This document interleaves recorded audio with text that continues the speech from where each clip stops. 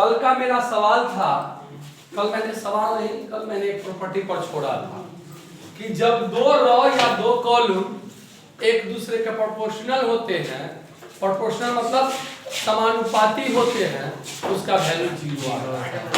यही पढ़ना छोटे से ध्यान दो। अब एक बात बताओ, समानुपाती का मतलब समझते हो?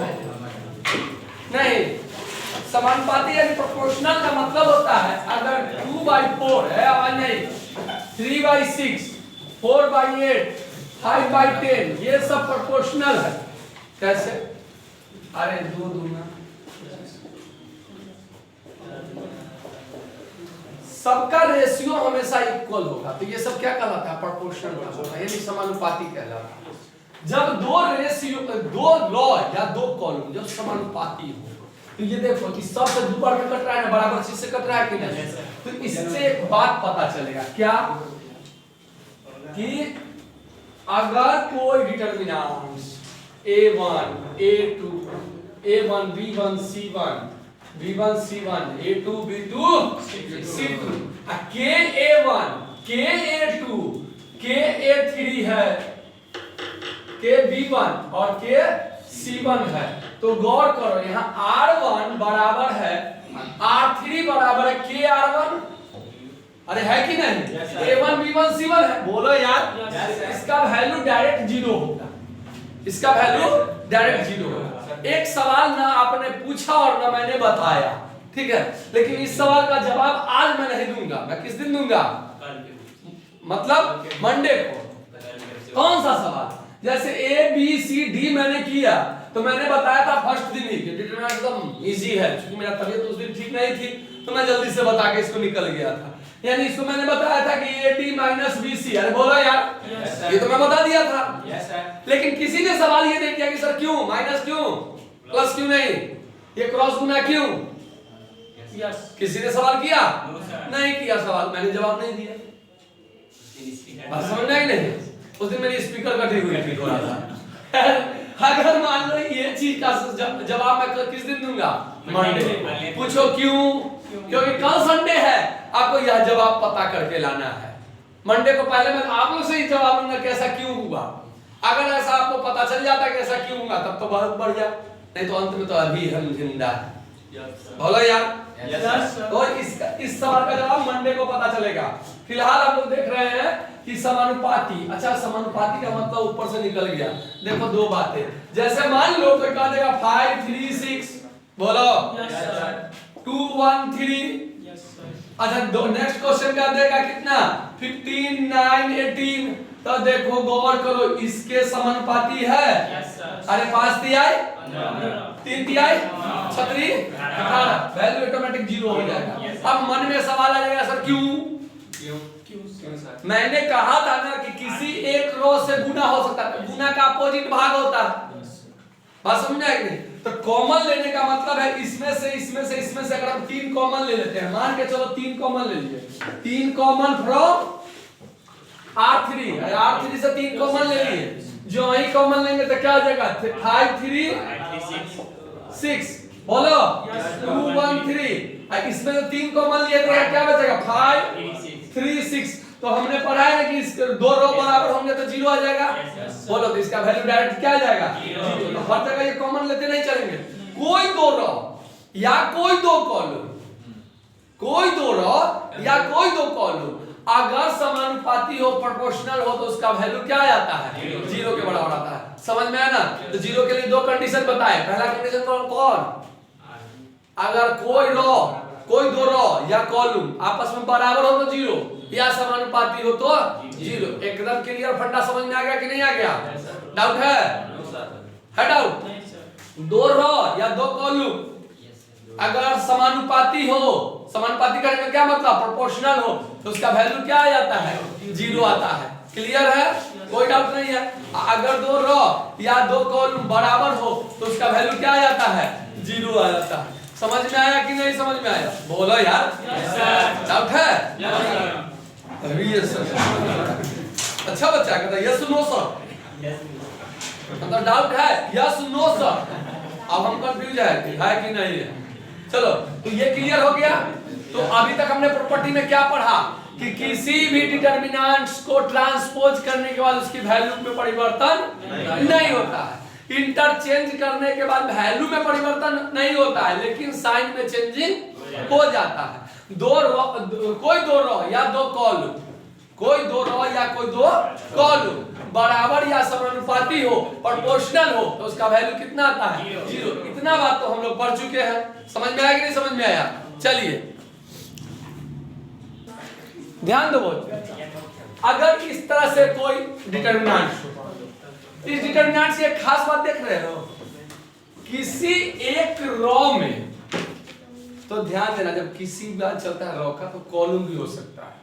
किसी एक रो में या किसी एक कॉलम में कोई अलग अलग चीज सब में जुटता है, तो इसको हम लोग लिख सकते हैं क्या? A1 B1 C1, A2 B2 C2, A3 B3 C3 और प्लस, क्योंकि प्लस है बीच में, माइनस आता तो माइनस लिखते हैं, A1 B1 X, A2 B2 Y, A3 B3 Z। अरे बोलो समझ में आया कि नहीं समझ में आया? यही बात कॉलम के साथ भी हम कर सकते हैं। अगर यही चीज कॉलम में रहता है, क्योंकि पढ़ चुके हो कि रो और कॉलम को ट्रांसपोज करेंगे तो कोई फर्क नहीं पड़ेगा, और तो ट्रांसपोज करेंगे तो कॉलम में आ जाएगा। बोलो यार, इस तरह से कॉलम को भी कर सकते हैं। और ये प्रॉपर्टी समझ में आया कि नहीं समझ में आया? क्लियर, समझ में आ गया?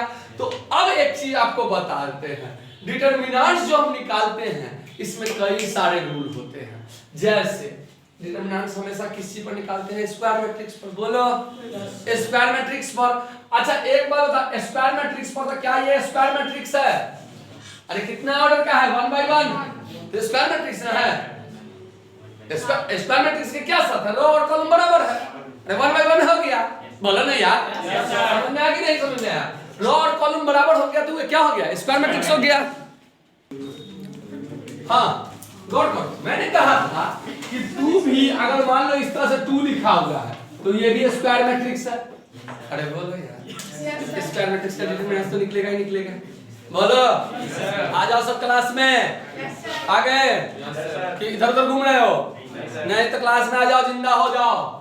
पता नहीं लग रहा है कि स्टूडेंट बैठे हो, गुलदस्ता बैठे हो, कुछ बोलते ही नहीं है सब। ध्यान दो जा, अगर 1 by 1 है, स्क्वायर मैट्रिक्स है, डिटरमिनेंट्स इसका भी निकलेगा। तो अब गौर करो, अगर डिटरमिनेंट्स ऑफ 2 देते तो इसका तो वैल्यू 2 हो जाएगा। बोलो यार, क्योंकि डिटरमिनेंट में क्या बताया? तिरछा तिरछी गुना करके घटा देना। बोलो यार, तिरछा तिरछी गुना कहां से होगा? क्योंकि अकेला बैठा हुआ है। तो यहां पर गौर करना, अगर डिटरमिनेंट्स की बात करें तो इसका -2 हो जाएगा। बच्चा यहां पर क्लिक कर जाता है, कंफ्यूज कर जाता है। बात समझ में आया कि नहीं समझ में आया? जैसे अगर केवल कोई पूछ देगा मोड -2 तो इसका जवाब क्या आ जाएगा? 2, क्योंकि मोड में तो सब पॉजिटिव आउटपुट देता है। और यही क्वेश्चन अगर डिटरमिनेंट्स में दे दिया तो इसका वैल्यू -2 आ गया। मोड में ना, यहाँ ये तो मोड नहीं है, ये डिटरमिनेंट्स है। अगर तुमको कोई कह देगा कि a बराबर मान लो -2 है तो find the value of determinants of 2a। 2a कहते हैं a, क्लियर? तो डिटरमिनेंट्स ऑफ a बराबर क्या हो जाएगा? मोड -2। अब मोड नहीं है, ये क्या है? डिटरमिनेंट्स है, तो इसका वैल्यू क्या आ जाएगा? -2। बोलो बच्चा, तो कंफ्यूजन इसलिए बता दिए हम कि कंफ्यूज मत करना कि सर मोड में तो माइनस प्लस में आ जाता है, यहां माइनस कैसे आ गया? तो ये मोड नहीं है, ये क्या है? डिटरमिनेंट्स है। क्लियर? तो ये हमने देखा क्या? कितने ऑर्डर का? एक ऑर्डर का। कितने ऑर्डर का देखा? एक ऑर्डर का। ये 1 ऑर्डर का हो गया। अब 2 ऑर्डर का देखते हैं। 2 ऑर्डर का क्या होता है हम बता चुके हैं, A B C D। अरे बोलो बच्चा, तो AD माइनस BC। और मैंने एक सवाल तुम लोग को छोड़ा इसका मंडे तक के लिए, क्या कि यहाँ माइनस क्यों लगा, यहाँ माइनस क्यों लगा? अच्छा बच्चा बताओ, कोचिंग का फीस अगर मान लो 2000 रुपया है, मान के चलो 2000 रुपया है महीना मंथली, तो तुम्हारा फीस 4000 लगेगा। पूछो क्यों? 2000 रुपया तुम्हारा पढ़ाने के लिए, पढ़ाई करना, 2000 तुम्हारी बदमाशी देखने के लिए। बात समझ में आया कि नहीं समझ में आया? हम तुम्हारा बदमाशी नहीं देखेंगे, जो पढ़ा रहे उसका ढील नोच रहे हो पीछे। ध्यान दो, धीरे धीरे कितना मांगे गाय भैंसी लेके बैठ जाओ, आगे चल गाय भैंसी पालोगे नहीं पढ़ोगे तो पढ़ोगे क्या? ध्यान दो इधर, AD यानी A से D को गुना किया और B से C को गुना किया। मैंने एक सवाल छोड़ा है, क्या सवाल छोड़ा है? कि यहाँ माइनस ऐसा रूल क्यों बना? क्रॉस गुना में इसको क्यों नहीं गुना किए? बोलो, इसको क्यों नहीं गुना किए? इसको इससे गुना, इसको इससे गुना ही क्यों किए? ये सवाल मैं छोड़ा हूँ किस दिन के लिए? मंडे के लिए। मुझे मंडे को सबका जवाब चाहिए, चाहे आप जहां से जवाब लाओ। आगे समझ में आया? अब जवाब खोज के लाओ, अगर ले आए तो बड़ा बढ़िया, बहुत मजा आ जाएगा, नहीं लाए तो बैठ के बैले रहिएगा, कोई बात नहीं है। चलो 2 ऑर्डर का हो गया। अरे बोलो अच्छा। इसके बाद हमने सीखा 3 ऑर्डर का बनाने के लिए। कितने ऑर्डर का? 3 ऑर्डर का। 3 ऑर्डर का कैसे बनाएंगे वो तो मैंने क्लिक कर दिया था। क्या? A1 B1 C1। अरे बोलो A2 B2 C2 A3 B3 C3। अभी हमने एक सवाल का जवाब तुम लोग को दे देना है ताकि आगे तुम लोग को दिक्कत ना हो। देखो क्या है, हमने कहा था कोई एक रो ले लो, कोई एक कॉलम ले लो, ठीक है? तो कोई एक रो यही लेते हैं। अरे बोलो भैया, A1 कहा तो इसने अपने लेफ्ट को बंद किया, राइट को बंद किया, मतलब राइट नहीं, अपने दोनों तरफ बंद किया, इस तरह बताए थे ना। यानी अपने रो को बंद किया, कॉलम को बंद किया। इसने अपने रो को, किसने? A1 ने अपने रो को बंद किया और कॉलम को बंद किया। तो फिर बच गया कौन? ये जो बचा, इसके रो और कॉलम को जो बचा, ये माइनर कहलाएगा। किसका? A1 का। A1 का क्या कहलाएगा? माइनर। A1 क्या है? तो M11 फर्स्ट रो का फर्स्ट कॉलम। अरे बोलो, तो यानी ये माइनर होगा। किसका? M11 यही होगा, बचेगा सो माइनर। समझ में आ गया कि नहीं आया?